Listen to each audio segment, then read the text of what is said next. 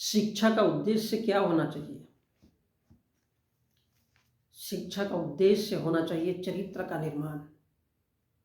लेकिन हमारे देश में विभिन्न प्रकार के साहित्यकार, नाटककार, नौटंकीकार जो फ़िल्में बनाते हैं और न जाने कितने प्रकार के जो समाज में साधु संत, पंडा पुजारी है, ऐसी सच्चाई भरी बातों को कहने से बहुत गुस्सा हो जाते हैं। क्योंकि ये जो सारा का सारा हमारा भारतीय समाज है वो एक हिंदू दर्शन की तरफ इशारा करता है, जो मनुष्य के जीवन के लिए किसी भी अर्थ में उसका कोई अर्थ नहीं होता। अब वो चाहे भारत के साधु संत हो, ब्राह्मण हो, पंडा पुजारी हो, ये क्या है? ये सब पूरी तरह से ढोंग पाखंड फैलाते हैं और इसलिए इन लोगों को गुस्सा बहुत आता है।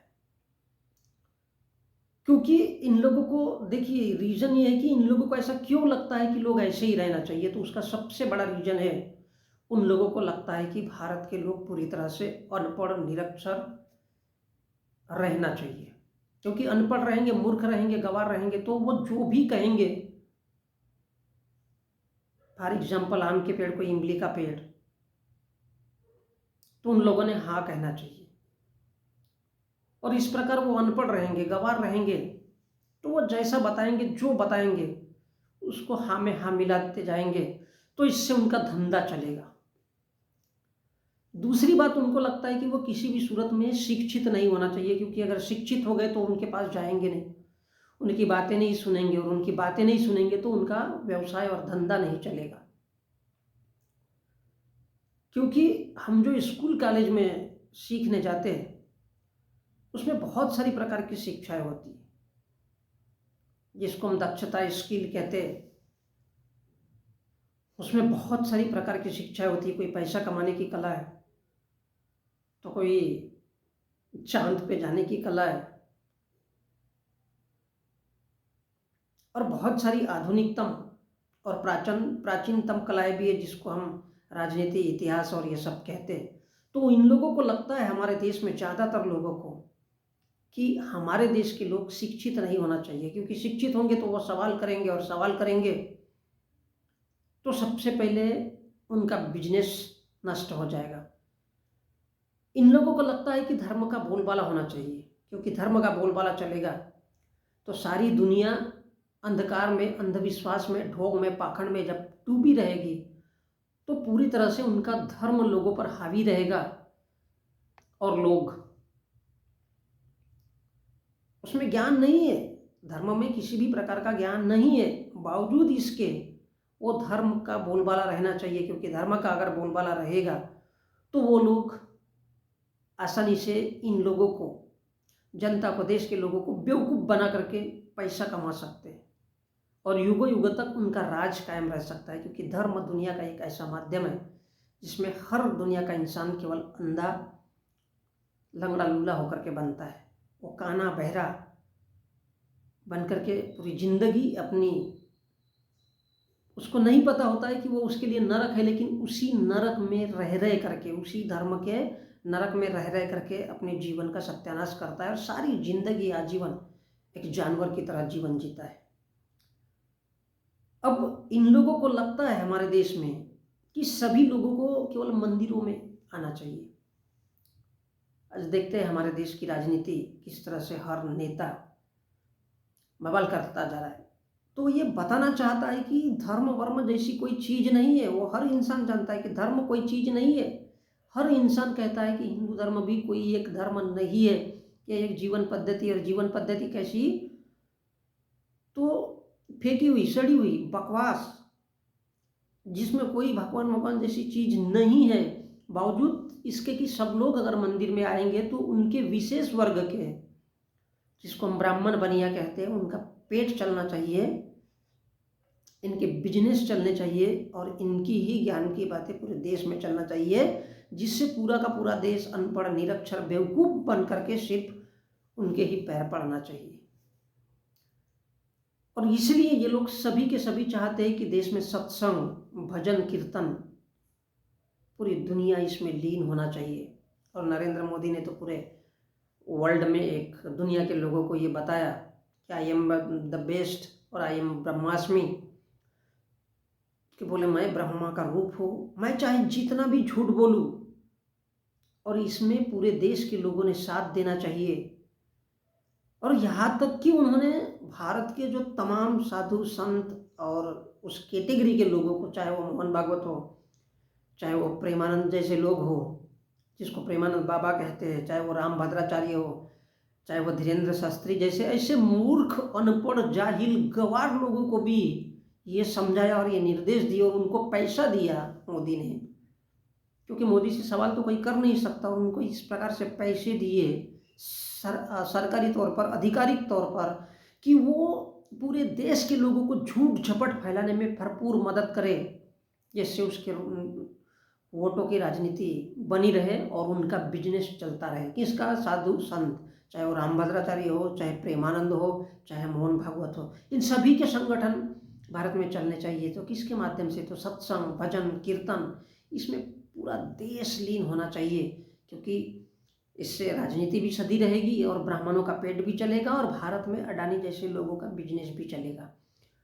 इसलिए शिक्षा का उद्देश्य चरित्र का निर्माण होना चाहिए, मनुष्य में गुणों का विकास होना चाहिए। और ये गुणों का विकास नहीं होना चाहिए, इसलिए बताया जाता है कि सत्संग, भजन, कीर्तन, इसमें पूरा देश डूबना चाहिए।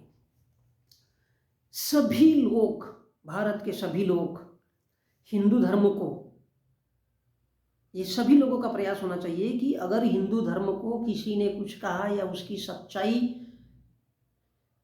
अच्छाई या उसकी बुराई पर अगर टिप्पणी की, तो वो ये कहे कि मैं रावण की तरह तुम्हारा वध कर दूंगा।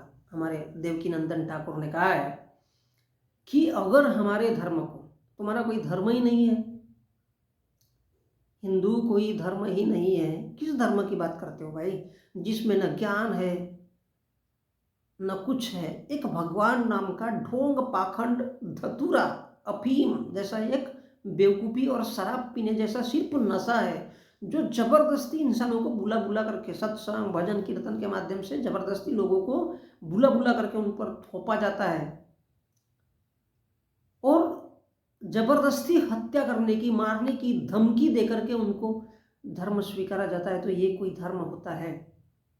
और इसीलिए पूरे लोग धर्म और भगवान की तरह झुकना चाहिए, इसलिए ये धमकियाँ और मारने काटने का मिजाज तैयार किया जाता है। तो ये क्या है?